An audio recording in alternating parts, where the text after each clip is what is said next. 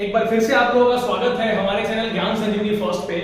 और आज हम 12th स्टैंडर्ड 12th का 12th स्टैंडर्ड ठीक है स्टैंडर्ड 12th का जो गाला मॉडल क्वेश्चन पेपर्स है उसमें से हम पेपर नंबर 3 सॉल्व कर रहे हैं और सेक्शन सी का डू एज डायरेक्टेड वाले जितने भी क्वेश्चंस हैं उसको हम सॉल्व करने जा रहे हैं। तो यहां पे मैंने पहला क्वेश्चन लिखा है कि I have nothing else to do. ठीक है, I have nothing else to do. देखिए इसे हमें क्या करना है, इसे हमें इंट्रोगेटिव फॉर्म में कन्वर्ट करना है। I have nothing else to do ये एक असर्टिव सेंटेंस है और असर्टिव सेंटेंस को आपको क्या करना है, इंट्रोगेटिव में कन्वर्ट करना है। ठीक है, तो असर्टिव से इंट्रोगेटिव में कन्वर्ट करने के लिए सर्टेन रूल्स है। जैसे हमें क्या करना पड़ता है, कुछ सेंटेंस को चेंज करने होते हैं, कुछ सेंटेंस का एंटोनिम्स जो है वो लिखने पड़ते हैं, विरुद्धार्थी शब्द जो है वो लिखने पड़ते हैं। ठीक है, तो देखिए हम ऑप्शन देखते हैं। पहला है have I nothing else to do, option A है have I nothing else to do, option B है have I anything else to do, option C है have I something else to do and D है have I everything else to do. तो अगर यहां पे देखेंगे तो नथिंग का अपोजिट वर्ड हमें ढूंढना पड़ेगा। ठीक है, हम इसको इंट्रोगेटिव में कन्वर्ट कर रहे हैं तो हमने क्या किया, इंट्रोगेटिव में कन्वर्ट कर। देखिए इंट्रोगेटिव सेंटेंस का रूल होता है सब्जेक्ट से पहले हेल्पिंग वर्ब आता है। ये आपका जो हेल्पिंग वर्ब हैव है वो सब्जेक्ट से पहले आ जाएगा, तो हैव आई हो जाएगा। ठीक है, हैव आई हो जाएगा, आई हैव का हैव आई हो जाएगा। ठीक है, और कुछ वर्ड्स जो होते हैं, देखिए जब भी आप सेंटेंस को असर्टिव से इंट्रोगेटिव में कन्वर्ट कर रहे होंगे या इंट्रोगेटिव से असर्टिव में कन्वर्ट कर रहे होंगे, ठीक है, तो आपको क्या करना पड़ेगा, कुछ वर्ड्स का अपोजिट वर्ड आपको लिखना पड़ेगा। ठीक है, जैसे यहां पे हमें क्या करना है, नथिंग का अपोजिट लिखना है। तो नथिंग का अपोजिट क्या होता है, एनीथिंग। ठीक है, नथिंग का अपोजिट क्या होता है, एनीथिंग। तो have I anything else to do, have I anything else to do. ठीक है, ये आपका करेक्ट ऑप्शन है, ये आपका करेक्ट आंसर है। और ये अगर आप देखें तो ऑप्शन नंबर बी है। ठीक है, have I anything else to do, I have nothing else to do, मेरे पास कुछ नहीं बचा है करने को। ठीक है, क्या मेरे पास कुछ बचा है करने को। ठीक है, have I anything else to do मतलब क्या मेरे पास कुछ बचा है करने को। देखिए दोनों सेंटेंस का एग्जैक्ट मीनिंग आ रहा है, मेरे पास कुछ नहीं बचा है करने को, क्या मेरे पास कुछ बचा है करने को। ठीक है, आप बोलते हो ना कि भाई क्या मेरे पास कुछ ऑप्शन है। ठीक है, मेरे पास कोई ऑप्शन नहीं है। क्या मेरे पास कोई ऑप्शन है, दूसरी तरह से बोलो तो मेरे पास कोई ऑप्शन नहीं है। ठीक है, तो वैसे ही यहाँ पे I have nothing else to do मतलब मेरे पास अब करने के लिए कुछ नहीं है। तो दूसरी तरह से हम क्या बोलेंगे, have I anything else to do मतलब क्या मेरे पास कुछ है करने के लिए। ठीक है, तो आप देखिए तो ये जो ऑप्शन नंबर बी है वो करेक्ट है। ठीक है, तो अगले क्वेश्चन की तरफ चलते हैं। ये हमारा अगला क्वेश्चन जो है वो है why not organise yourself in cooperative, why not organise yourself in cooperative. अगर आपको याद हो तो आपका जो लेसन है लॉ स्प्रिंग उसका सेकंड पार्ट है, उसमें ये सेंटेंस का यूज किया गया है। ठीक है, एज ए टीचर मैं पढ़ाता हूं तो मुझे याद रहता है कि पर्टिकुलर सेंटेंस किस लेसन का हो सकता है। ठीक है, तो वो बताया गया ना कि जो बैंगल मेकर्स थे उनकी कंडीशन बहुत खराब थी और वो बोल रहे थे कि हम चाह के भी उस कंडीशन से बाहर नहीं निकल सकते। तो वहां पे जो ऑथर है उसने उन लोगों को क्या किया था, एक सजेशन दिया था कि why not organise yourself into cooperative. आप लोग अपने आप को एक कोऑपरेटिव में, ग्रुप में क्यों नहीं ऑर्गेनाइज कर लेते। क्योंकि आप बोलते हैं ना कि एक सिंगल इंसान के विरोध से सामने वाला नहीं डरने वाला है, लेकिन अगर आप ग्रुप में विरोध करते हो तो सामने वाला डरेगा। ओके, अब हमें क्या करना है, जो पिछला हमने किया था उसका एग्जैक्ट अपोजिट है। वहां पे सेंटेंस असर्टिव था, हमें कन्वर्ट करना था इंट्रोगेटिव में। सॉरी, सेंटेंस जो था वो यस असर्टिव था, हमें कन्वर्ट करना था इंट्रोगेटिव में। यहां पे सेंटेंस इंट्रोगेटिव दे रखा है, हमें कन्वर्ट करना है असर्टिव में। Why not organise yourself into a cooperative. आप लोग क्यों नहीं अपने आप को एक कोऑपरेटिव में ऑर्गेनाइज करते हो। ठीक है, तो ये क्या है, एक तरह का सजेशन है। ठीक है, तो देख लेते हैं हमारा कौन सा ऑप्शन जो है वो करेक्ट होता है। तो पहला है you don't organise yourself into a cooperative.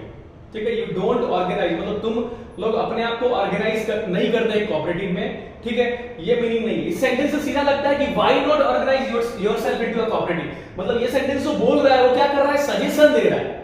ठीक है, और सजेशन में आपको पता होगा शुड जैसे वर्ड का यूज किया जाता है। तो हम देखते हैं हमारे कौन से ऑप्शन में शुड का यूज किया गया है। You should not organise yourself into a cooperative. Second sentence में अगर आप देखें तो शुड का यूज किया है, लेकिन क्या बोल रहा है, you should not organise yourself into a cooperative मतलब तुम लोगों को अपना ग्रुप नहीं बनाना चाहिए।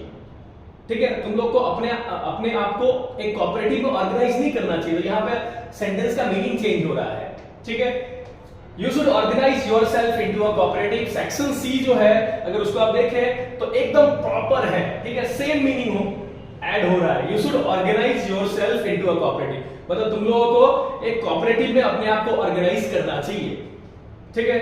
और ऑप्शन डी भी देख लेते हैं, ऐसे तो ऑप्शन सी मैं श्योर हूं कि सही है। You can organise yourself, can का यूज नहीं होगा, ये सेंटेंस जो है वो एक सजेशन दिया जा रहा है, ठीक है। एडवाइस और सजेशन में आपको पता है कि शुड का यूज करते हैं, ठीक है। तो हमारा ऑप्शन नंबर सी जो है, ऑप्शन नंबर सी जो है वो करेक्ट है for question number 54। Question number 54 का ऑप्शन नंबर सी है, you should organise yourself into a cooperative, that is the correct answer. Okay, चलिए we will go for the next one. चलिए हम अगले सेंटेंस पे आते हैं। तो अगला सेंटेंस ये है कि his greatest ambition was to ship out good iron to the market, ठीक है। उसका सबसे बड़ा एम्बिशन ये था कि वो मार्केट में सबसे अच्छे जो आयन है वो शिप आउट कर सके, ठीक है, वो भेज सके। तो ग्रेटेस्ट जो है, देखिए ग्रेटेस्ट जो है वो एक सुपरलेटिव एडजेक्टिव है, ग्रेट, ग्रेटर, ग्रेटेस्ट, ठीक है। ये क्या है, एक सुपरलेटिव एडजेक्टिव है, ठीक है। और यहाँ पे अगर क्वेश्चन में आप देखेंगे तो क्या किया, चेंज द डिग्री, आपको यहाँ पे क्या करना है, डिग्री चेंज करना है, ठीक है। तो सुपरलेटिव में है तो या तो आप इसको क्या कर सकते हो, कंपैरेटिव में कन्वर्ट कर सकते हो, या फिर आप पॉजिटिव में कन्वर्ट कर सकते हो, ठीक है। अगर आपको डिग्री के रिगार्डिंग पूरा नॉलेज चाहिए तो हमारे चैनल ज्ञान संजीवनी फर्स्ट पे मैंने डिग्री के रिलेटेड लगभग 7-8 वीडियोस बना रखे हैं, जिसमें डिग्री के रिलेटेड जो भी प्रॉब्लम है आपकी, ठीक है, आप अच्छी तरह से डिग्री वाले टॉपिक को, डिग्री ऑफ कंपैरिजन को समझ सकते हो, ठीक है। तो यहाँ पे डिग्री चेंज करना है, देखते हैं ऑप्शन कौन कौन से हैं। तो ship out good iron to the market was his greater ambition, ठीक है, was his greater ambition। चलो पहले को लेके चलते हैं। तो ship out good iron to the market was his as great ambition। आपको पता है कि as वगैरह, as अगर लगाते हो तो दोनों साइड लगाना पड़ता है। आपको पता है कि as जो है, ठीक है, वो पॉजिटिव डिग्री में यूज करते हैं, ठीक है। लेकिन as अगर लगा रहे हो तो एडजेक्टिव के दोनों साइड आपको as लगाना पड़ेगा। सेकंड ऑप्शन को मैं एक बार फिर से पढ़ देता हूं। To ship out good iron to the market was his as great ambition। यहाँ पे जो great word है उसके एक साइड as लगाया है लेकिन दूसरी साइड as नहीं लगाया, मतलब वो सेंटेंस भी गलत है। ऑप्शन सी के तरफ चलते हैं। To ship out good iron to the market was his greater ambition than anyone else, ठीक है।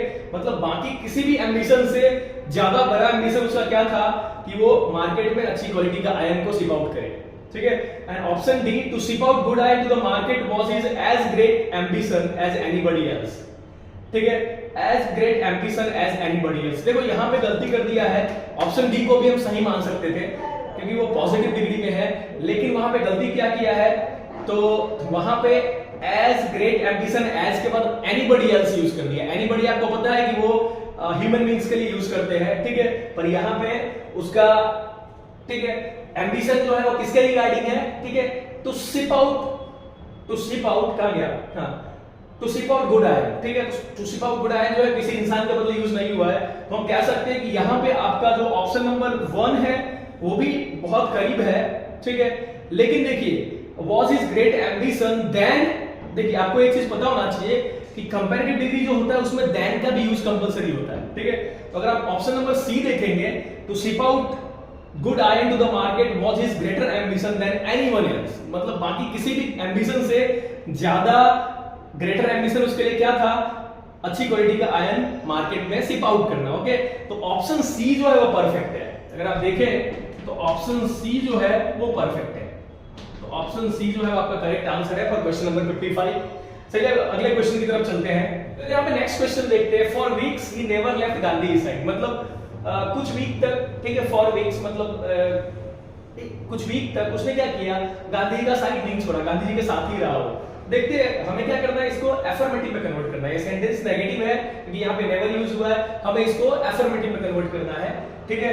तो पहला ऑप्शन देखते हैं, for weeks he always left Gandhi side, ठीक है, कुछ वक्त तक उसने गांधी जी का साथ, ठीक है, गांधी जी का साइड छोड़ दिया। एक्चुअली अपोजिट मीनिंग आ रहा है। आपको पता है सेंटेंस ट्रांसफॉर्मेशन में सबसे बड़ा रूल जो है वो ये है कि सेंटेंस का मीनिंग चेंज नहीं होना चाहिए। पहले वाले ऑप्शन में पूरी तरह से मीनिंग चेंज हो रहा है।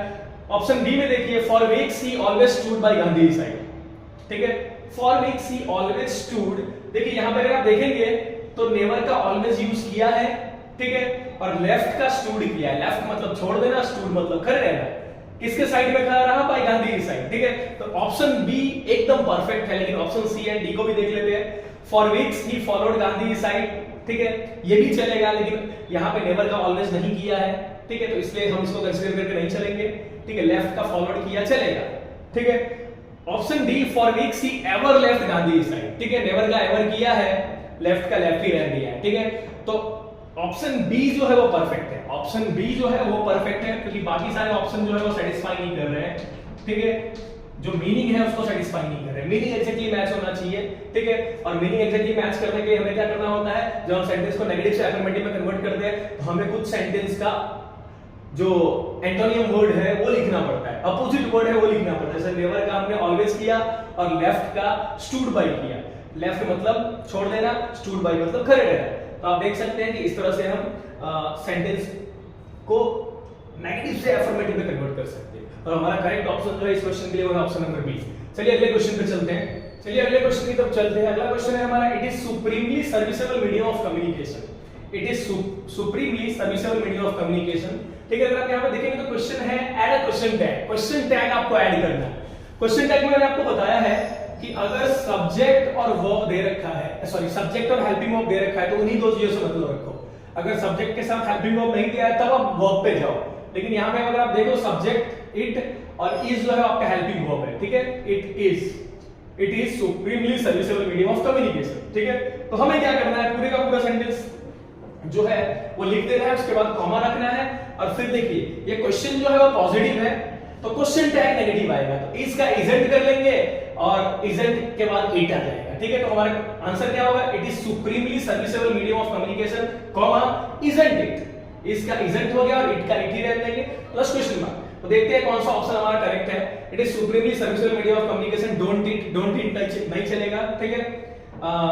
It is supremely serviceable medium of communication, doesn't it वो भी नहीं चलेगा। It is supremely serviceable medium of communication, isn't it. Option C जो है हमारा करेक्ट है। ऑप्शन डी में हैजंट इट दे रखा है तो वो भी नहीं चलेगा। तो हम कह सकते हैं कि क्वेश्चन नंबर 57 के लिए हमारा ऑप्शन सी जो है वो करेक्ट है, ठीक है। Option number C for cat, वो जो है वो करेक्ट है, ठीक है। तो चलिए अब अगले क्वेश्चन की तरफ चलते हैं। हमारा अगला क्वेश्चन जो है पेज नंबर 196 पे, लास्ट जो दो क्वेश्चन है वो पेज नंबर 196 पे, क्वेश्चन नंबर 57 एंड 58। तो पेपर नंबर 3 का जो लास्ट क्वेश्चन है जो है डायरेक्टेड का, वो है Rajendra Prasad has recorded the upshot of their consultations. Rajendra Prasad has recorded the upshot of their consultations, ठीक है। हमें क्या करना है, इसको वॉइस इसका चेंज करना है। सबसे पहले हमें पता करना पड़ेगा कि एक्टिव है कि पैसिव है, ठीक है। तो राजेंद्र प्रसाद हमारे सब्जेक्ट है, हैज जो है वो आपका आप समझ सकते हैं कि प्रेजेंट परफेक्ट का, ठीक है। हेल्पिंग वर्ब है, रिकॉर्डेड जो है वो V3 है, ठीक है। And the upshot of their consultation जो है वो आपका ऑब्जेक्ट है, ठीक है। मतलब यहाँ पे बाई लगानी है, ठीक है। और हैज के साथ अगर बीइंग लगा होता और फिर वर्ब का थर्ड फॉर्म लगा होता तो पैसिव होता। तो हम समझ सकते हैं कि एक्टिव है और इसको हमें पैसिव करना है। तो आप देखिए ये सेंटेंस जो है वो प्रेजेंट परफेक्ट का है, ठीक है। तो प्रेजेंट परफेक्ट टेंस का अगर पैसिव रूल में लिखूं तो पैसिव रूल क्या होगा? पैसिव रूल होगा object plus has have plus being plus V3 plus by plus subject. यहां पे थोड़ा बच्चों को कंफ्यूजन हो सकता है क्योंकि ऑब्जेक्ट बहुत बड़ा है, the upshot of there constitution, ठीक है। तो आपको समझना पड़ेगा कि सिर्फ आप द अपसॉर्ट लिख दे उससे नहीं चलेगा, ठीक है। यू हैव टू अंडरस्टैंड, ठीक है, कि ये पूरा साथ में the upshot of their consultation, ठीक है। तो हम क्या करेंगे, हम अपने रूल को फॉलो करते हैं, ठीक है। रूल जो हमने लिखा है यहाँ पे प्रेजेंट परफेक्ट का passive rule, present perfect tense का पैसिव रूल। सबसे पहले हम क्या लेते हैं, the upshot of their consultation, the upshot of their consultations, ठीक है। the upshots of their consultation, okay, has been recorded by Rajendra Prasad, okay. तो यहां पे आप देख सकते हैं कि हमने रूल फॉलो किया, ऑब्जेक्ट पहले लिख दिया, तो ऑब्जेक्ट हमारा है the upshot of their consultations. फिर हमने हैज हैव में से हैज बीन का यूज किया, हैज प्लस बीन का। फिर अकॉर्डिंग जो है वो आपका थर्ड फॉर्म है, फिर बाई लगाया अकॉर्डिंग टू पैसिव रूल, ठीक है, और फिर राजेंद्र प्रसाद को लास्ट में ले लिया। तो हमने यहाँ पे क्या किया, पैसिव रूल को फॉलो करके सबसे पहले सेंटेंस को पहचाना ये कौन से टेंस का है, उसके बाद हमने पैसिव रूल अप्लाई किया उस टेंस का और हमने सेंटेंस को पैसिव में कन्वर्ट कर दिया। अब हम मैच कर लेते हैं कि कौन सा सेंटेंस जो है वो हमारा मैच हो रहा है। The upshot of the consultation is recorded, is तो आएगा ही नहीं क्योंकि ये प्रेजेंट परफेक्ट है। B the upshot of the consultation was भी नहीं आएगा, ऑप्शन बी गलत है। The upshot of the consultation will be, ये भी गलत है। तो हमारे पास एक ही ऑप्शन बचा हुआ है, ऑप्शन डी। ऑप्शन डी जो है हमारा जो हमने पैसिव किया था उससे मैच हो रहा है। तो हम कह सकते हैं कि ऑप्शन डी जो है, option number D, D for dog जो है वो करेक्ट है। ओके, तो इस तरह से आज का जो पेपर नंबर 3 है उसको हमने खत्म किया। और स्टूडेंट मैं आपको बार बार बोलता हूं कि जो भी यहाँ पे ब्लू एस डायग्राम में ग्रामेटिकल क्वेश्चंस है उसको मैं समझा के सॉल्व करवा रहा हूं। मैंने आपको बोला है कि ये क्वेश्चन एग्जैक्टली नहीं आएंगे लेकिन इसी तरह के आएंगे।